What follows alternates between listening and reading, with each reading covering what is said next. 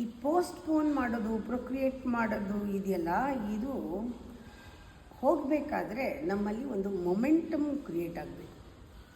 Speed, ವೇಗ, ಚಲನೆ, always you should be in action, moment.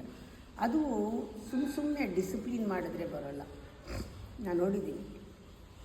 ಯಾಕೆಂದರೆ ಮೊಮೆಂಟಮ್ ಅನ್ನೋದು ಇಟ್ ಈಸ್ ಇನ್ಫೈನೈಟ್. ಅದರ ಮೂಲನೂ ಅಷ್ಟೇ, ಇನ್ಸ್ಪಿರೇಷನ್, ಸ್ಪಿರಿಟ್. ಆದರೆ ಡಿಸಿಪ್ಲಿನ್ ಅನ್ನೋದು ಫೈನೈಟ್, ಲಿಮಿಟ್.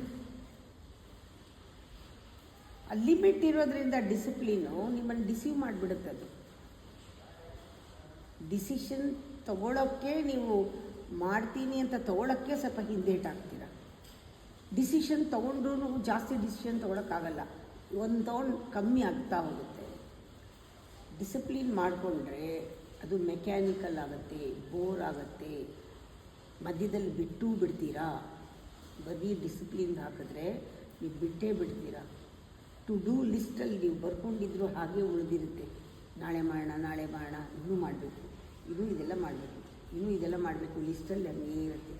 ಯಾಕೆ ಅಂದರೆ ಮೆಕ್ಯಾನಿಕಲ್ ಆಗಿಬಿಡುತ್ತೆ. ಮೊಮೆಂಟಮ್ ನಿಮ್ಮನ್ನು ಮೇಲಕ್ಕೆ ಎತ್ತುತ್ತೆ, ಬೇಗ ಕೆಲಸ ಆಗುತ್ತೆ. ಪ್ರೊಕ್ರಾಸ್ಟಿನೇಷನ್ ಅನ್ನೋದು ನಾಶನೇ ಆಗೋಗುತ್ತೆ. ನಂಗೆ ನಾಳೆ ಅಂತ ಆಗೋದೇ ಇಲ್ಲ, ಹಾಕ್ಕೊಂಡ್ಮೇಲೆ ಮಾಡಿಬಿಡ್ಬೇಕು ಅಂದರೆ ಆ ಮೊಮೆಂಟಮ್ ಬರಬೇಕು. ಸುಮ್ಮನೆ ಪ್ಲ್ಯಾನ್ ಮಾಡೋದಲ್ಲ ಅದರ ಬಗ್ಗೆ.